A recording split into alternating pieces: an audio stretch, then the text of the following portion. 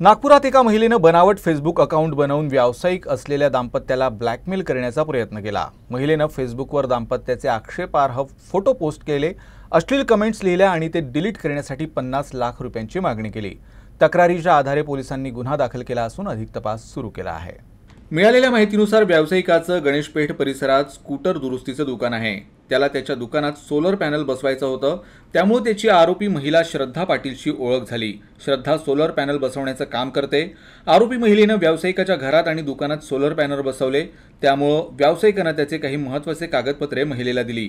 या कागदपत्रांच्या आधारे महिलेनं व्यावसायिकाचं बनावट फेसबुक आणि इंस्टाग्राम अकाउंट तयार केलं आणि त्याच्या पत्नीचे आणि व्यावसायिकाचे आक्षेपार्ह फोटो आणि अश्लील संदेश पाठवून त्यांची बदनामी केली।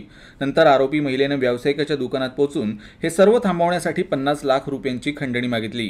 या प्रकरणात तक्रार दाखल करण्यात आल्यानंतर पोलिसांनी आरोपी महिलेला अटक केली आहे। पुढील तपास सुरू आहे। फिर्यादीच्या पतीच्या अगोदर फोटो आणि त्यावर अत्यंत अश्लील भाषेत मजकूर प्रसारित केला।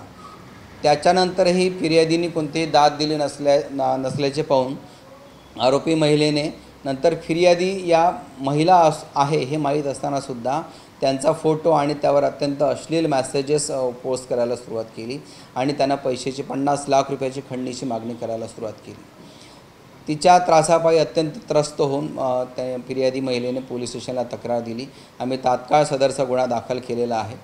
आरोपी महिलेला लवकरात लवकर अटक करून पुढील कारवाई करीत आहोत। सदर गुन्ह्याचा तपास मी स्वतः करत आहे।